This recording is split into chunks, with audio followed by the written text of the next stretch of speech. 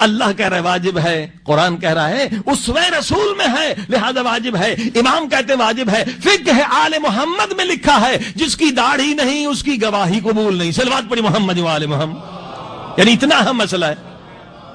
100 آدمی کہیں کہ ہم نے چاند دیکھا مگر کسی کی داڑھی نہیں تو وہ گواہی قابل قبول نہیں، یعنی اتنا اہم مسئلہ ہے۔ تو بھائی جب اللہ کہہ رہا ہے کہ داڑھی رکھو، رسول خدا کہہ رہے ہیں داڑھی رکھو، امام کہہ رہے ہیں داڑھی رکھو، قرآن کہہ رہا ہے داڑھی رکھو، تو کس حکیم نے کہا نہیں رکھو؟ نفس امارہ نے کہا ہے داڑھی رکھو گے تو بوڑھے نظر آؤ گے، اب تو بال بھی سفید ہو گئے ہیں، داڑھی رکھو گے تو یہ ہو جائے گا یہ ہو جائے گا۔ جب اس چھوٹے سے گناہ سے ہم نہیں بچ سکتے جس میں لذت بھی کوئی نہیں بلکہ پیسے کی بچت ہے، صلوات پڑھی محمد علیہ۔ ہاں جی، تو بڑے بڑے گناہوں سے ہم کیسے بچیں گے؟ یہ جنگ ہے۔ اب مثلا دوسری بات، ہر ایک کو معلوم ہے کہ اسلام میں داڑھی کا منڈوانا حرام ہے، ہر ایک کو معلوم، نہیں معلوم تو معلوم ہونا چاہیے۔ اور نہ صرف یہ کہ حرام ہے بلکہ ہمارے بعض علماء، آج کل کے مراجع نہیں لیکن کچھ پرانے علماء، انہوں نے تو کہا کہ یہ داڑھی کا منڈوانا ہمیں گناہان کبیرہ میں سے بھی ایک بڑا گناہ لگتا۔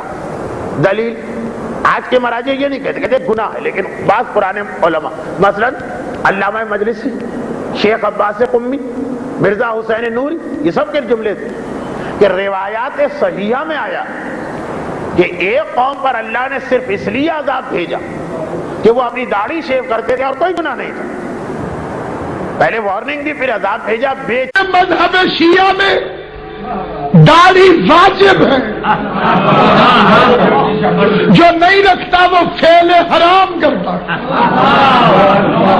وہ باغی ہے مذہب جعفر الصادق، اس کا عمل علی والا نہیں،